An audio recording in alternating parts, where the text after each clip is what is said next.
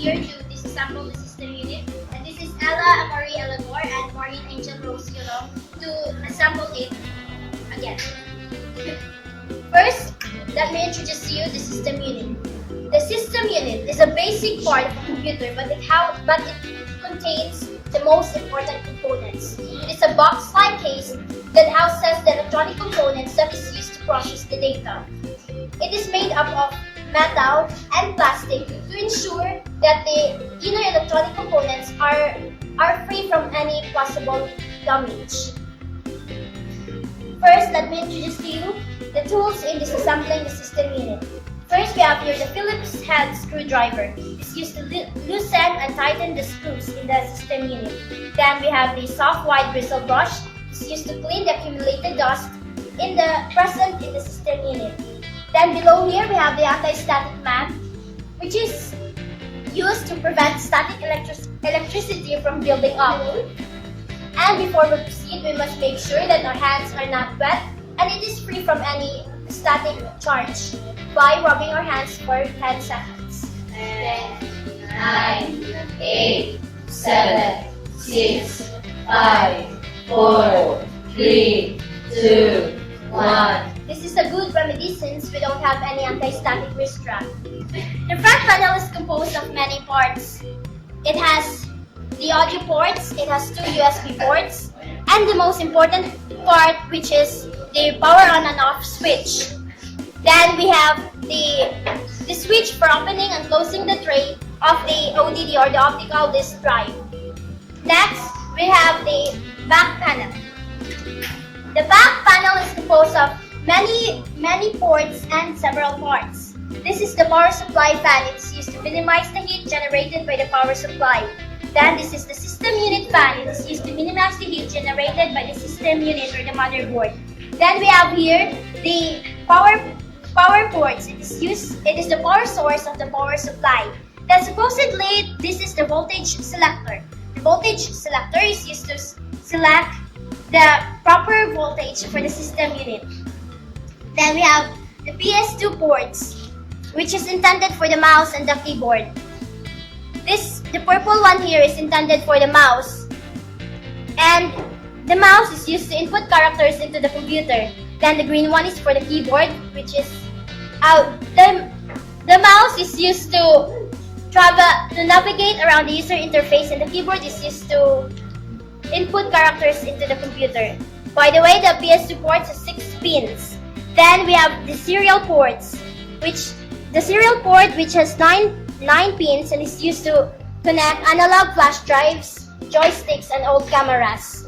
Then we have the parallel port, which has 25 pins and is used to connect old printers, especially the old line printers.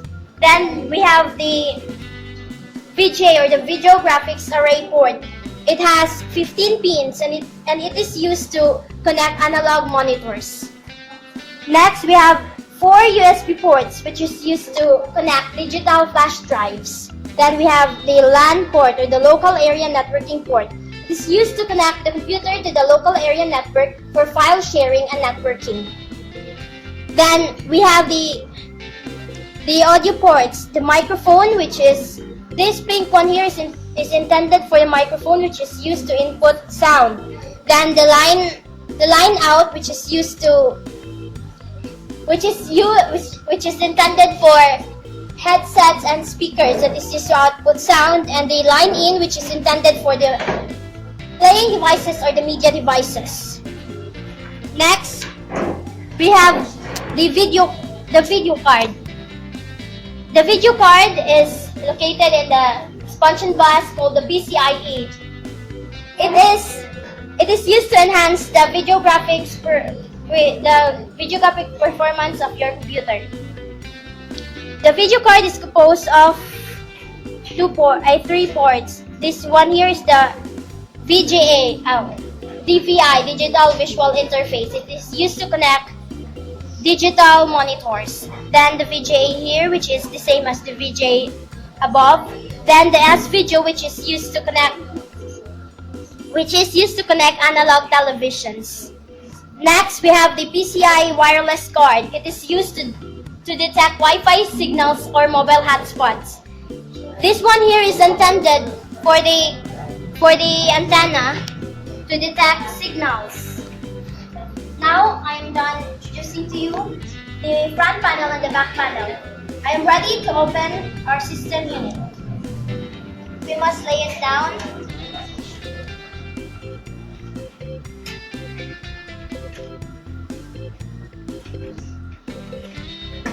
At my left side is the front panel and my right side is the back panel.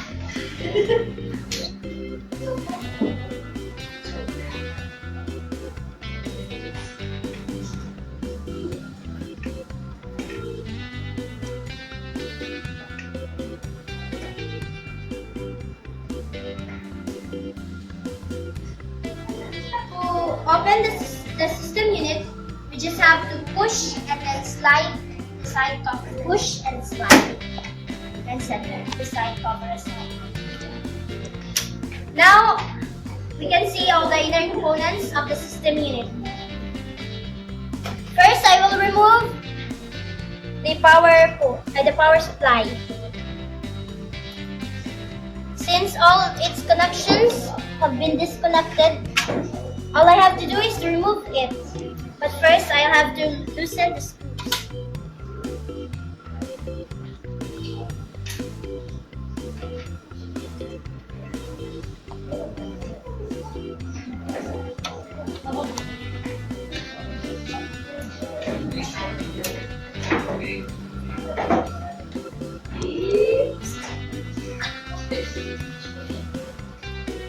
You must make sure to obtain all the screws.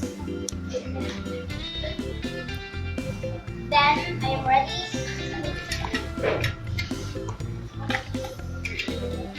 Set the power supply aside. From the hard disk drive to the motherboard, and from the optical disk drive to the motherboard, push and then pull. Then set it aside. Next, I will remove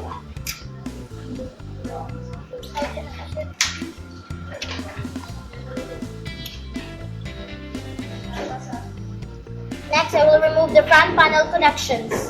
First, I will remove this black one here, which is for the power on and off switch. Push and then pull. Then the yellow one, which is for the USB front panel.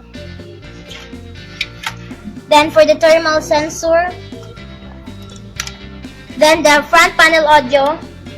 Push and then pull. Then the front panel speaker, this white one here. Now all the front panel connections have been removed or have been disconnected. You just have to set it aside. Next, I will remove the RAM. Unlock it and then pull. Set it aside again. Then, next I will remove the video card and the PCI wireless card. But first, let me loosen the screws. The screw, I mean.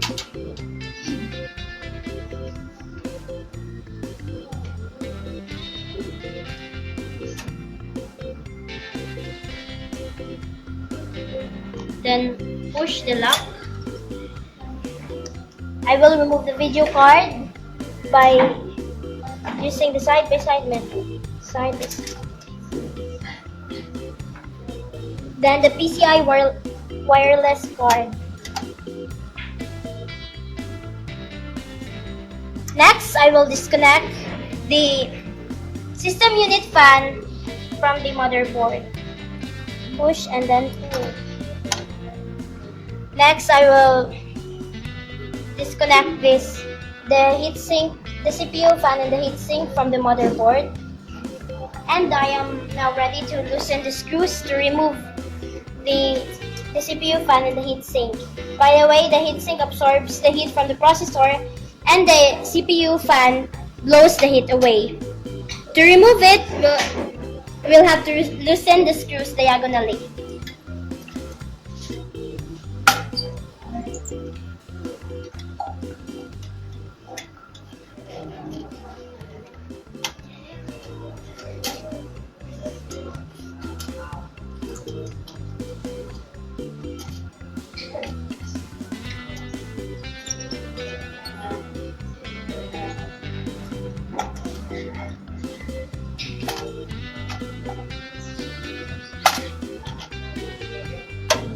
Now it has been removed and set it aside. Next, I will set the processor free.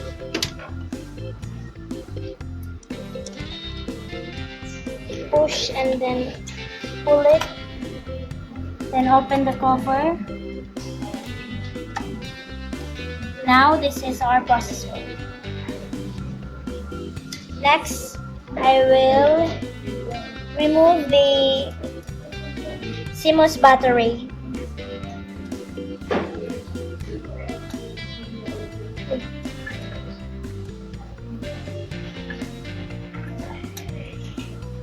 It is magnetic.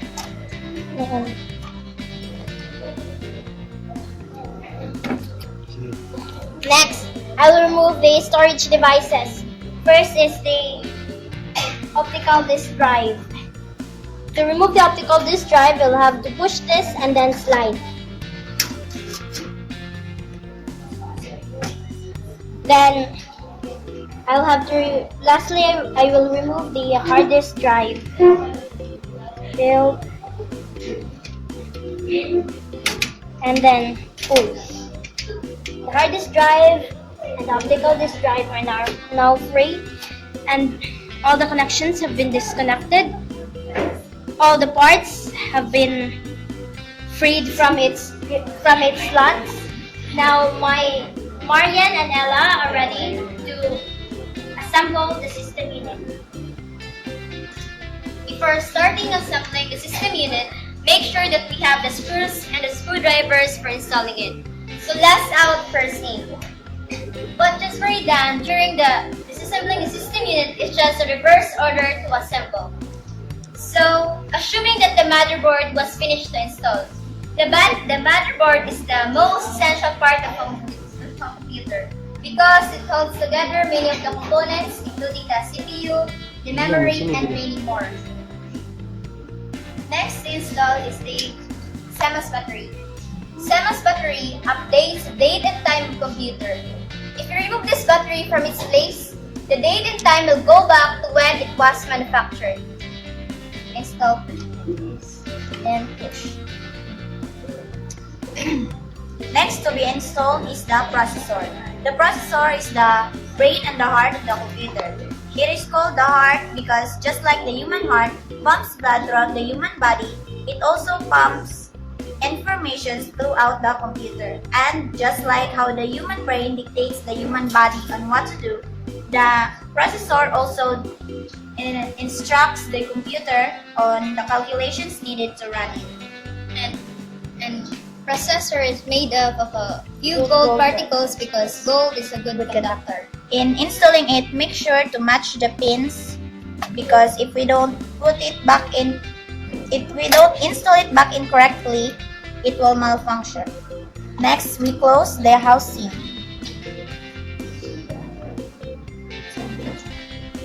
Next is the heatsink and fan. The heatsink absorbs the heat generated by the processor, and the CPU fan blows away the said heat.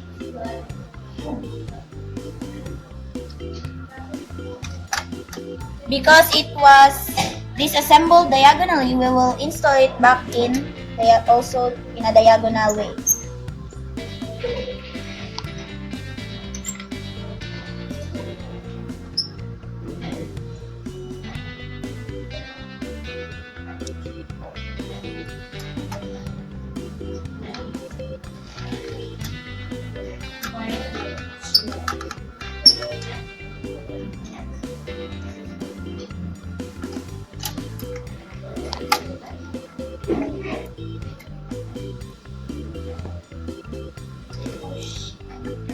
Push and then turn counterclockwise.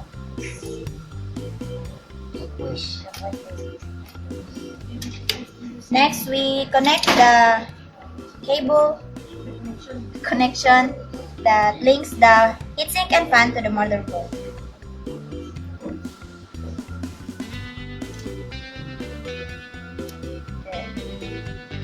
Next is the front panel connections. Front panel connections is where the USB, the switches, the speaker, audio, and many more are connected to function them smoothly.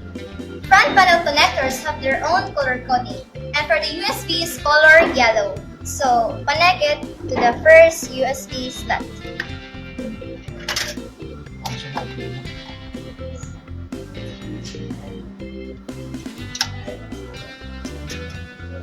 Then connect the green connector. This green connector detect and monitor the heat generated by the motherboard. This is called the thermal sensor. Then the power on switches.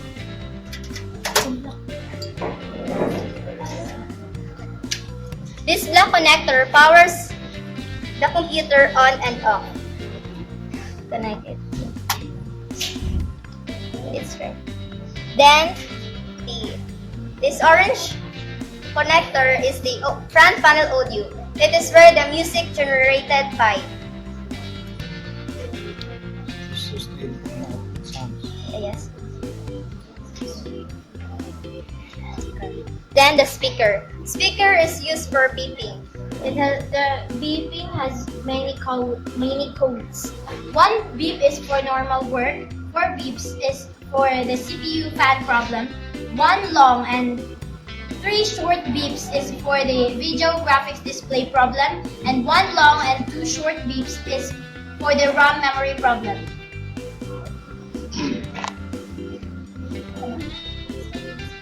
Next is the PCI wireless card. The PCI wireless card is used for Wi-Fi hotspots, and this here is used for the signals. In order to install this, we just have to match the pins to the screen.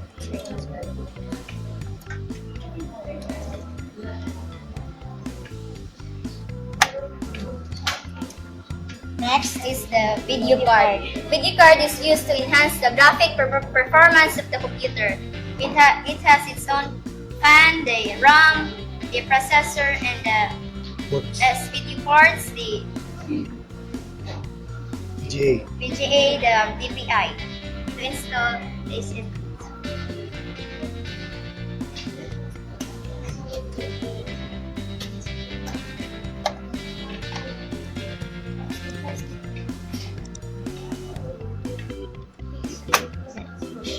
then lock the adapters. Then tighten the screws.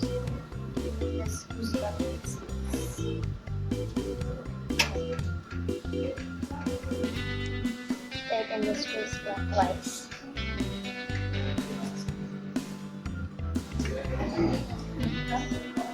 Next is the RAM. The RAM is volatile, which means it only holds data temporarily.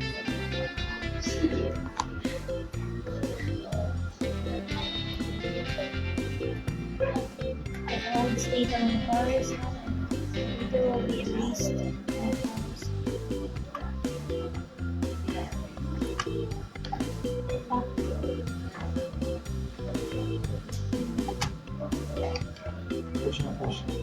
Push and then lock.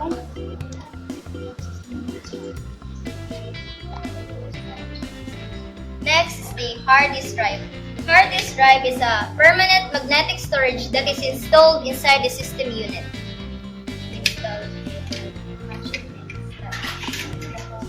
Here in the information tags are 160 gig device. Install.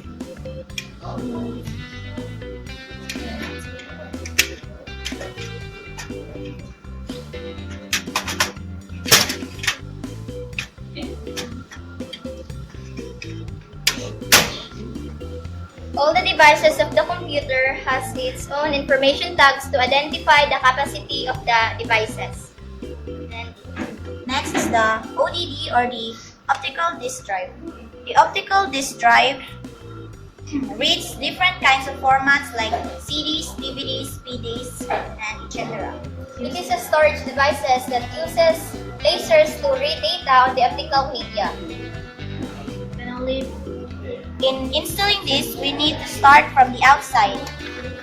Then push until we hear a soft click.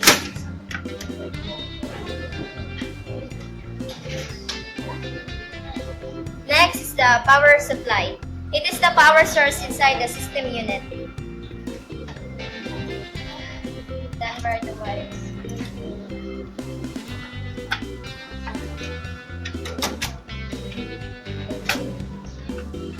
Then tighten the screws.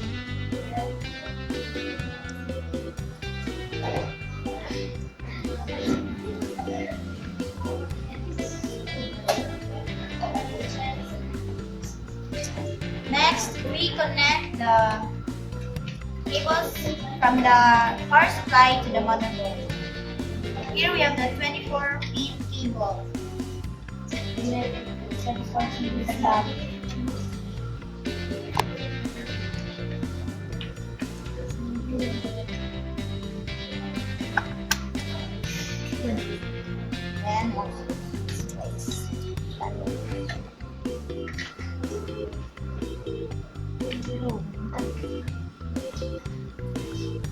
connection from the system unit fan to the motherboard. So we forgot it earlier, we'll just install it now. And the L shape to the L shape side.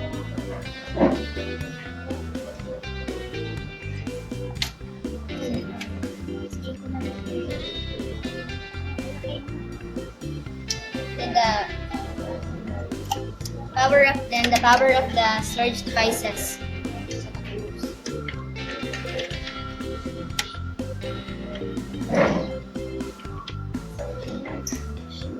And next for the hard disk drive.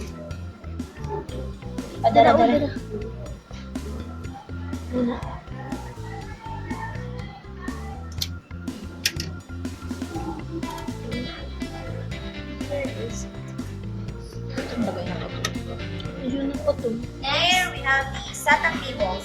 The SATA cables is the link between your storage devices and the motherboard. Here we have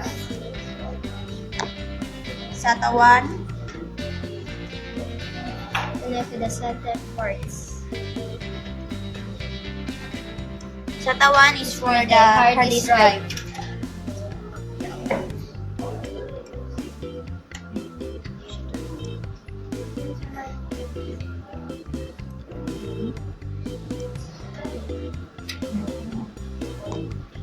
Next is the SATA 2 for the ODD or optical disc.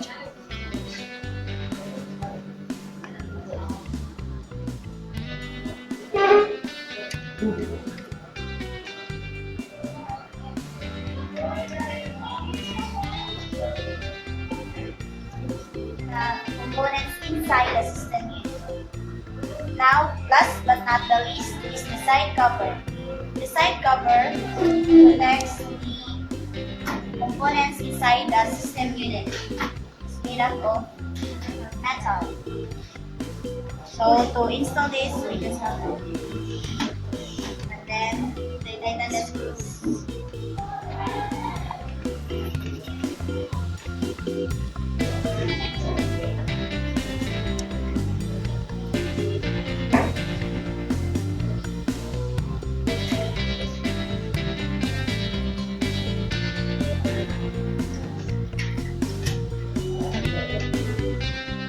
Now we are done disassembling and assembling the system unit. Thank you for watching.